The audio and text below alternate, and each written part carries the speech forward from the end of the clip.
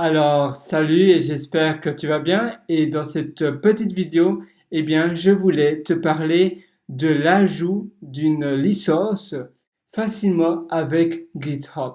Alors, GitHub, bien évidemment, tu connais certainement, c'est ce fameux hébergeur pour les projets qui utilisent le logiciel de version Git, GIT. Évidemment, les deux, pardon, Git, voilà. Ah, décidément, aujourd'hui, voilà. Voilà, donc Git, c'est ceci. Et les deux autres compétiteurs, c'est GitLab et Bitbucket. Mais on n'est pas là pour ça. On est aujourd'hui là pour connaître comment toi aussi tu peux ajouter très facilement un fichier de licence à ton projet. Tu as un projet open source, tu viens de l'avoir ici, tu viens de créer justement un nouveau répertoire et tu voudrais savoir comment ajouter un fichier de licence. Alors, c'est très simple parce que GitHub justement a des templates. Des templates, c'est finalement des fichiers de licence déjà pré-écrits pour toi de licences assez connues, des licences open source. Donc, tu vas add file, ajouter un fichier, create new file, et quand tu fais create new file, tu vas taper licence. Simplement licence. Et tu vois, quand je tape licence, tu vois un nouveau bouton ici qui indique choisir un fichier de licence. Choose a license template.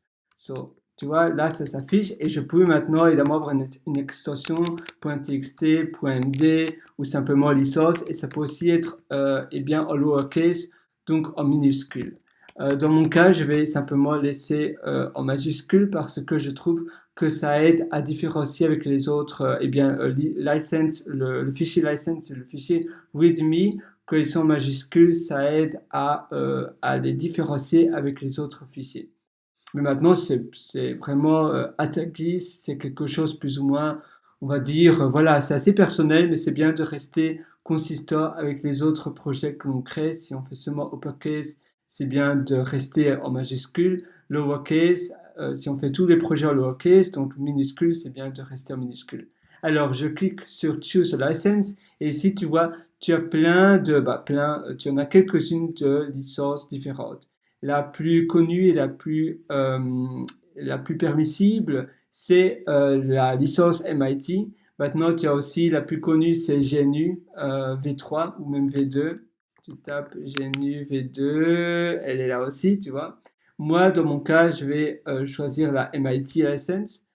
Ici, tu peux choisir l'année. L'année, on est aujourd'hui en 2022 et le nom, par défaut, GitHub va prendre ton nom que tu as mentionné ici. Moi, c'est pas mon vrai nom parce que j'ai simplement mis un nom un peu attrayant, mais je vais ici mettre mon vrai nom. Donc, je vais taper mon vrai nom, Pierre-Henri Soria, voilà.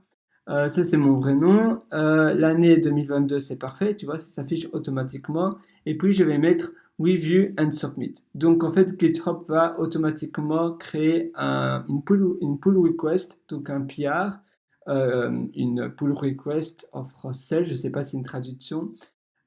Et tu vois, là, c'est exactement mon nom, l'année. Je fais Submit et là, ça va créer la pull request avec ça, c'est le nom de la broche. Maintenant, je peux évidemment changer le nom de la broche, add MIT license par exemple, et je peux aussi modifier le message de mon commit.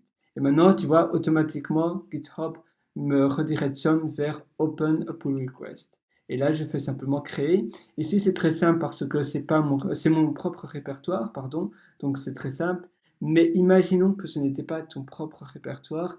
Et bien là, il y aurait quelqu'un qui devrait approuver ta pull request avant que tu puisses merger. Pour moi, vu que je suis l'admin, je peux même voir si ça me plaît. Oui, ça me plaît, with me. Je peux même, si on veut faire un peu plus compliqué, je pourrais, eh bien,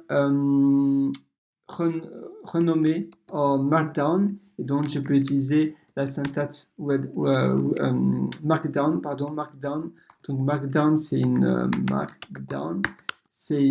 langage qui est très utilisé, surtout avec GitHub, eh bien, c'est un langage de syntaxe, un peu comme le HTML, ou bien si tu te rappelais du temps du PHP bébé, tu avais le bébé code.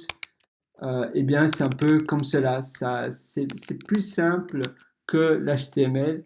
Et ici, tu vois, ça c'est un heading.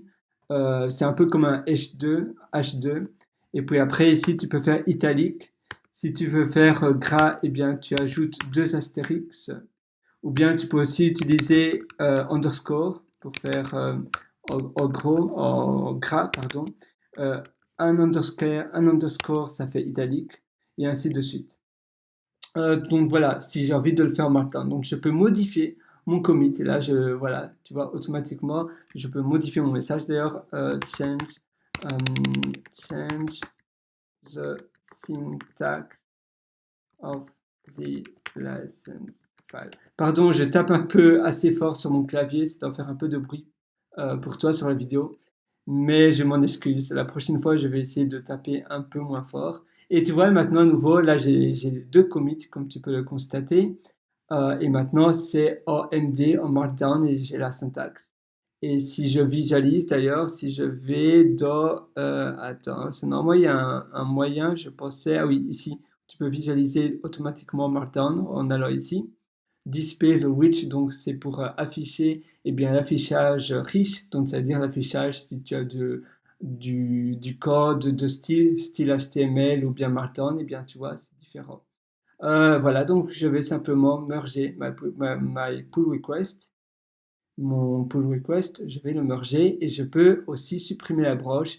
C'est une bonne pratique de supprimer la broche. Et voilà, c'est fait. Et maintenant, mon fichier de licence se trouve là. Et tu vois, automatiquement, GitHub, ça c'est assez utile, et bien t'affiche alors la licence de ton projet parce qu'il va automatiquement détecter ta licence par rapport au fichier de licence. Donc, il va automatiquement essayer de lire si un fichier license quelque part, peu importe de l'extension, et alors il va trouver quelle licence c'est, et il va automatiquement afficher la licence ici, sur le côté droit.